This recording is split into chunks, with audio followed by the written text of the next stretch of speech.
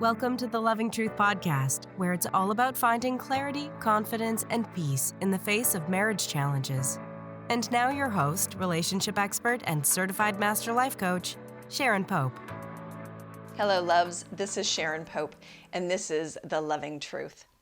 Today, we are going to be talking about 7 different relationship myths that I want to challenge, that I want to sort of spend some time to debunk.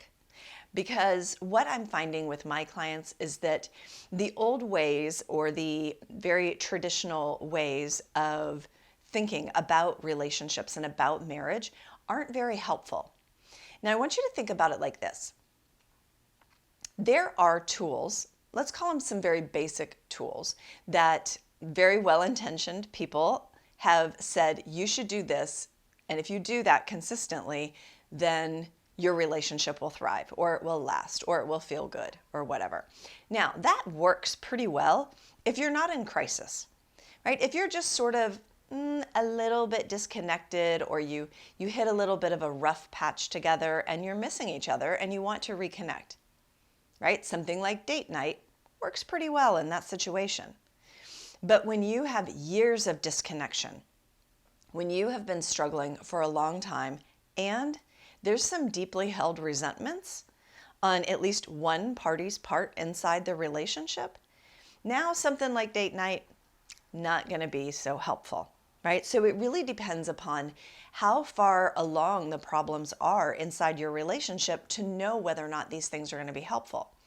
Now, none of these things are going to be harmful, right? Nothing's going to harm your relationship that we're going to talk about today. But if you have tried them, these different tools and techniques, and you haven't been successful, and then that can leave you feeling kind of hopeless, I want you to know it might just be that you're reaching into the toolbox for the wrong tool. That's a tool for someone who's just a little bit in a rough spot, not someone who is essentially in crisis inside their relationship. So I don't want you to feel like things are hopeless. I just want you to realize that we've got to start thinking about relationships much, much differently in order to really be successful with them. Now, I'll share with you a quick story of a client of mine that I'll refer to as Allison. That is obviously not her name. So she and her partner, since we're talking about date night, we'll start there.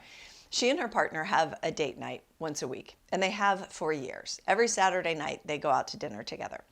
But if you were to stand back, like be a fly on the wall in the restaurant, and watch them interact while they're having dinner together, you might think that they don't like each other much. He has his nose in his phone, scrolling a lot, and she is looking around, people watching, not making any eye contact, right? So they're both physically there, but they're not engaged with each other. They're not using it as an opportunity to really connect. If they speak to one another, they might say something like, well, what looks good to you on the menu? Or something that's going on with the kids. Did you see that Jill got a good grade in her algebra class? Something like that, right? So they're not talking about them as a couple. They're not talking about them as individuals. They're talking about very safe topics, because they don't know how to connect anymore. And now it just feels really awkward. So let's debunk the first myth. Date night does not solve everything, okay? Date night is lovely when you are doing well in your marriage, when you're feeling pretty good about it, or if you just need a little bit of reconnection. Date night once a week can be super, super helpful. I'm not saying that it's doing damage.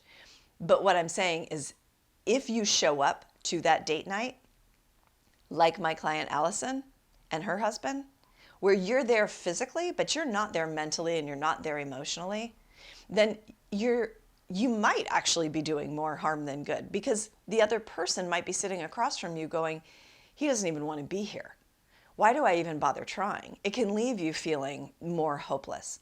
So if you have tried date night and it hasn't been successful for you, I just want you to give yourself a little bit of grace and go, oh, because I was thinking that was going to solve things, when maybe I'm going to need a little bit of a heavier hammer here in order to try to resolve some of the long-standing issues inside the marriage. So that's the first one. First one is date night alone does not solve everything. Okay. The second idea that we need to rethink is that it shouldn't be awkward. Once we're married, once we've been together for years, nothing should feel awkward. Having dinner shouldn't feel awkward. Continuing conversation, keeping that conversation over dinner going shouldn't feel awkward. Sharing what feels good to you sexually shouldn't feel awkward. Look, that's a bunch of horseshit, okay? You're going to feel awkward in the relationship. There's going to be times that you're uncomfortable or you and your partner are uncomfortable. Let me give you some examples, right? If you have to have a very difficult conversation, maybe there's something that happened where your partner hurt you and you have to share that with them, or you feel like you want to share that with them, that whatever it was that they did, that they hurt you, that conversation is not going to feel comfortable, right? If you have gone out to dinner time and time again every week, but you have nothing to talk about and you're just sitting there staring at each other or trying to not make any eye contact with one another and not be really present with one another, trying to add some structure in order to keep the conversation going is going to feel awkward. Now, I will often tell my clients, you can do it in a very structured way, and I give some ideas around how to do that. But you can also keep it really lighthearted too. Like maybe you just want to keep the conversation going, but you don't want or need to talk about anything that's really deep, or we have to overcome these problems in our relationship right now over dinner. We don't have to do that every time. We could just keep it kind of light and easy. And so those table topics, there's a ton of them. Just go onto Amazon. There's a bunch of different kinds of table topics. There are lots of different variations on those topics that's really just meant to open up conversation between people. So it will ask you questions, like you'll just grab a few cards, take them to dinner with you. Or if you're sitting outside together sharing a glass of wine, just grab a few cards and just ask each other these questions. An example might be, what are you most excited about in the upcoming year? An example might be, if you could have dinner with anybody, dead or alive, who would you want to have dinner with and why? Right? So they're very harmless questions, but inevitably they're going to open up dialogue between the two of you, and who knows, you might even learn something about your partner that you didn't know before. And that's kind of cool, right? So I always say, you know what? Let it be awkward. Own the awkwardness. When I feel like I'm going to be uncomfortable, I just say it. I say it right out loud and I put it right out there. I'm like, look, this is going to be really uncomfortable for both of us, but we're going to do it. And eventually, if we keep trying, it's not going to feel uncomfortable because discomfort comes from an unfamiliarity. I'm not familiar with it. I'm unfamiliar with doing this thing. So once I do it often enough, it's going to become more familiar to me, and then it doesn't feel awkward. But in order to get to that non-awkward phase, you have to be willing to walk through the awkward, right? So just own it and be like, look, this is going to feel weird, but let's just do it, right? We can be weird in front of each other. We can be awkward in front of each other after 10 or 20 years together, but let's just try it, right? We've got nothing to lose. Do that. That's going to help you open up that conversation. All right. So don't assume that just because you've been together that there aren't going to be awkward times. Certainly sexually speaking, because most of us are not great at talking about sex and talking about our needs and talking about our desires and talking about what feels good. There's going to be times that that's going to feel awkward. So let it. If you can't be awkward with a person you've been with for a decade or more, then who are you going to be awkward with? Right? So just put it out there, own it, and stop assuming that something's gone wrong. Okay? It's just you've gotten out of the habit of something and you need to get back into the habit of that thing. Okay. The third thing is this idea that if we argue, it means something has gone wrong. No, it doesn't.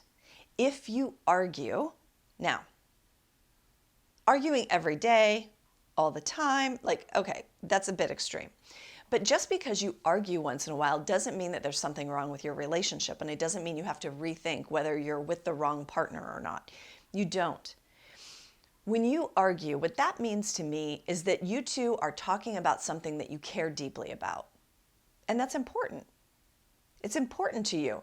It's important enough, and you feel strongly about it enough that you have some big feelings about whatever the topic is. Now, the idea isn't that you should never argue, right? Because I always say, if a couple is never arguing, it means they're not talking about anything really important inside their relationship. They're staying in that nice, safe zone so that they don't argue. Because a lot of us really avoid confrontation. It's super uncomfortable, and human beings, we don't like being uncomfortable. So we avoid arguments. But sometimes arguments can be healing. Sometimes it can be necessary to get those big feelings expressed. And so the idea is really, how do you handle the arguments? If you handle the arguments well, then it really can be an opportunity for the two of you to better understand one another.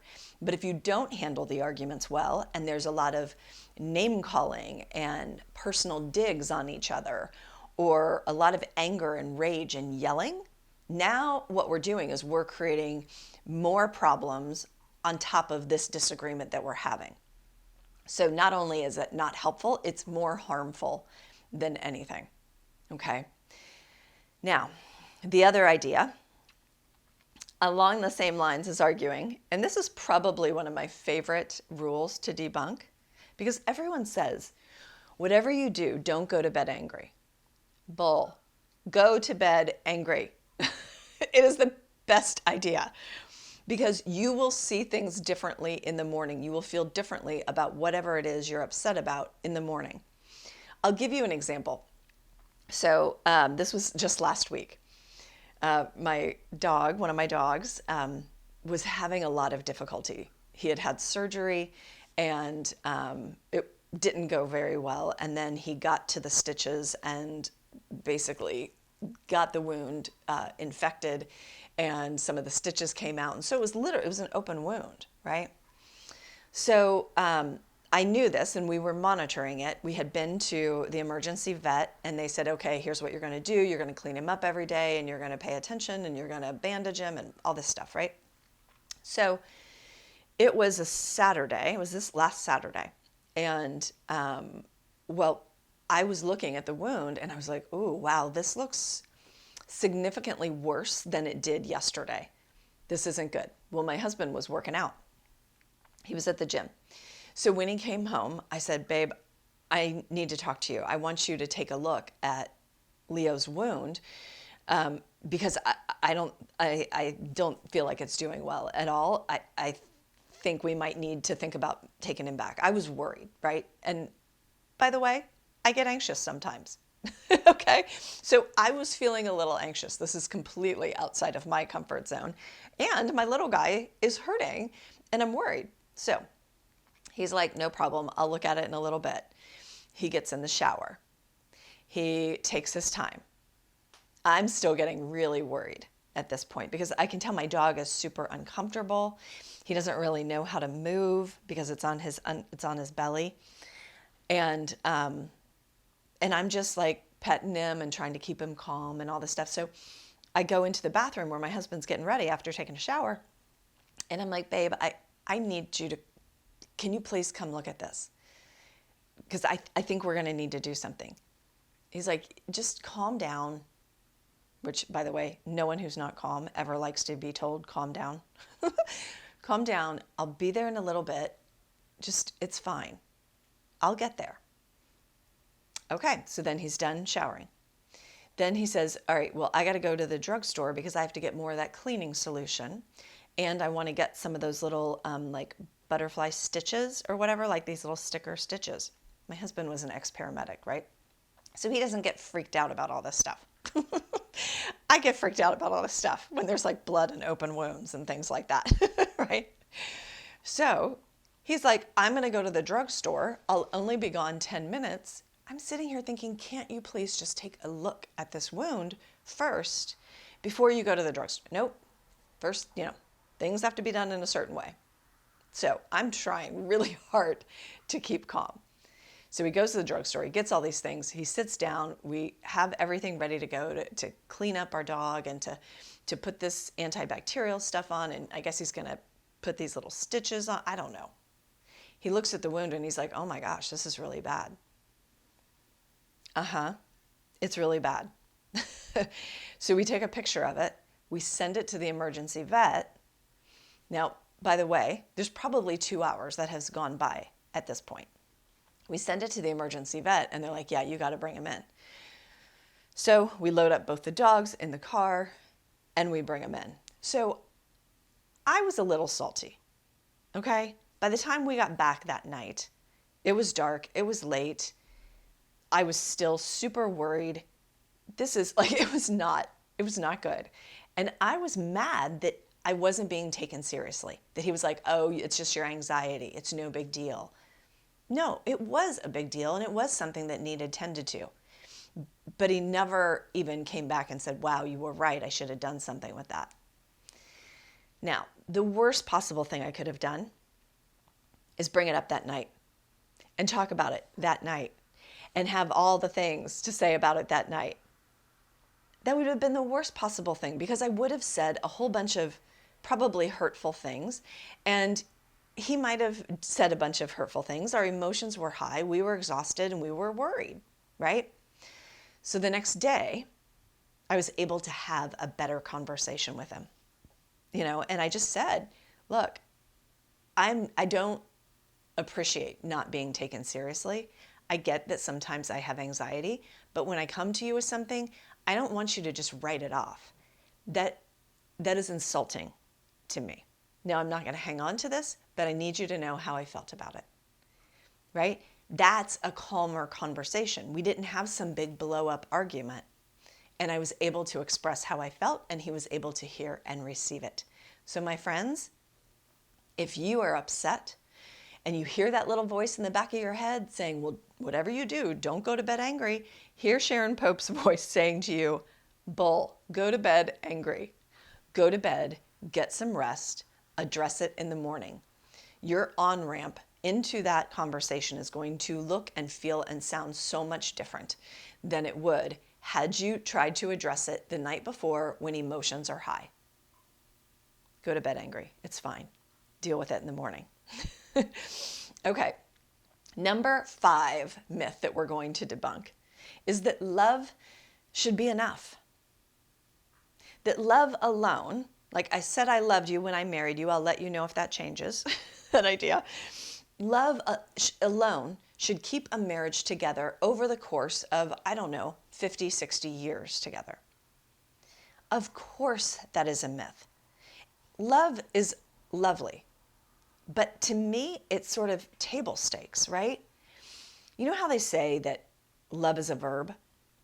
Well, what does that look like? What is the verb that love looks like? It looks like kindness. It looks like generosity. It looks like forgiveness. It looks like compassion. It looks like helping each other, cheering each other on, being there for support when support is needed, being there for levity when levity is needed, being there for encouragement when encouragement is needed. Right? It's this partnership. It's this dance that we do together. Now, love might sit right in the middle of it, but love cannot prop up and sustain all the day-to-day aspects of life and living life beside another human being, right? When there's problems with the dogs, or there's problems with the kids, or there's work challenges or money challenges, or there's a death in the family, right? How are we showing up for each other? How are we showing up to the relationship? Because a relationship means you're going to show up and do that work. That's what we're committing to. I think we come into marriage thinking the relationship itself is, I'm going to promise to love you.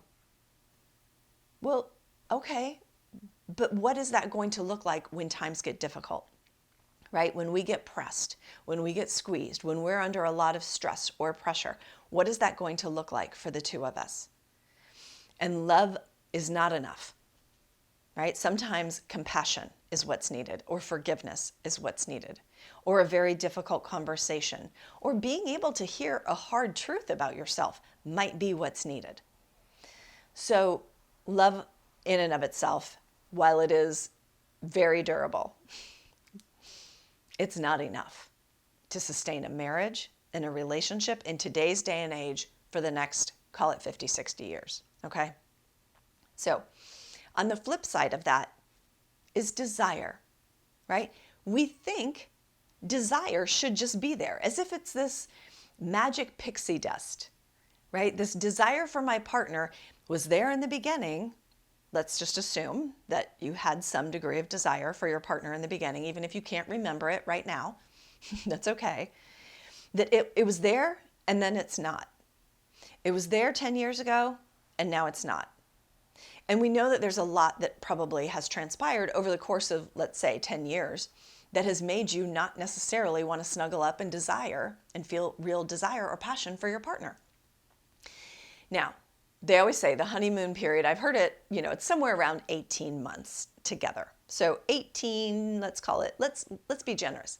Let's say 24 months is that honeymoon period, right? Of where our partner is a bit up on a pedestal and we're giddy in love and all of those lovely butterflies in your stomach, all those good feelings. Eventually, it does not matter how good looking your partner is. I promise you, it doesn't matter how good looking your partner is.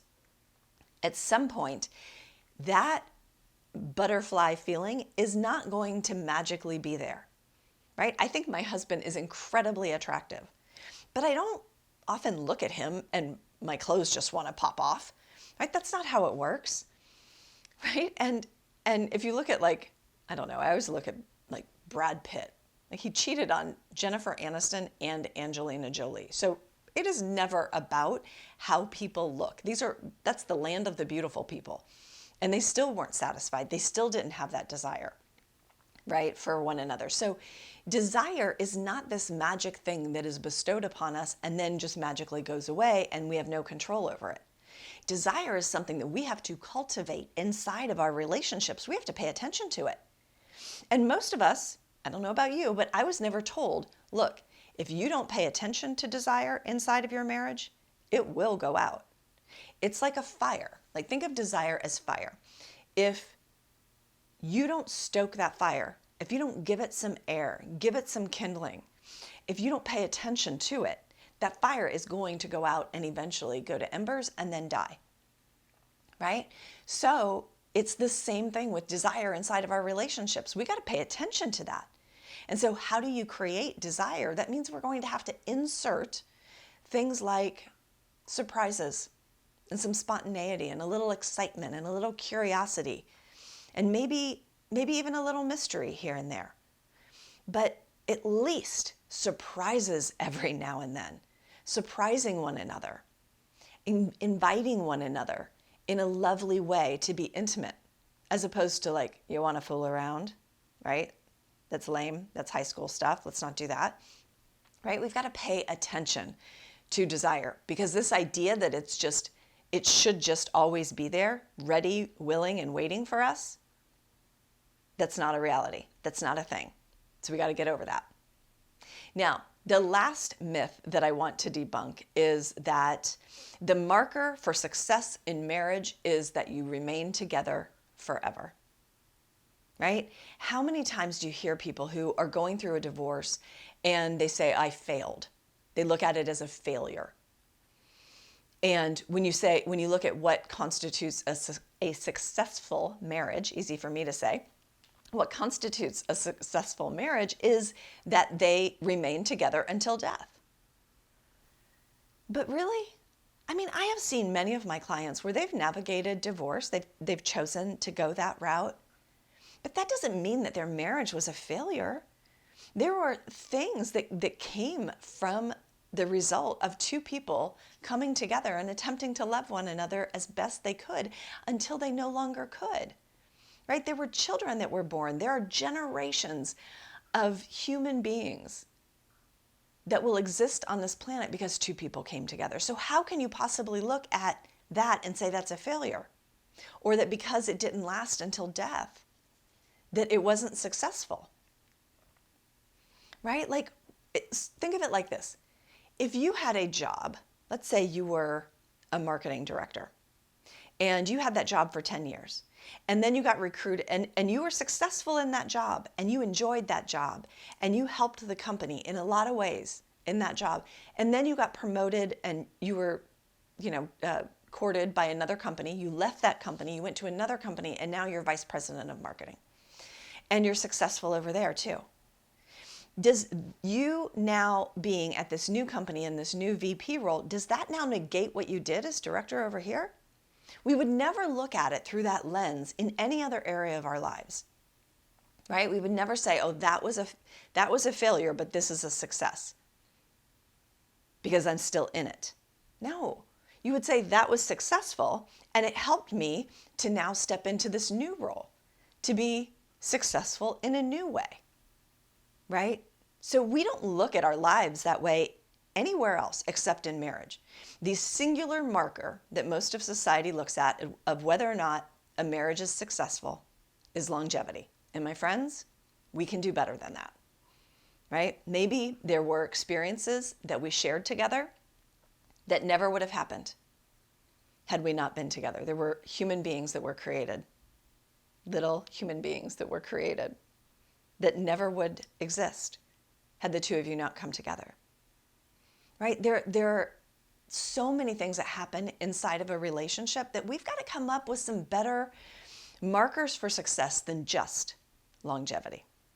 All right, so those are the 7 relationship marriage myths that I wanted to really challenge here today.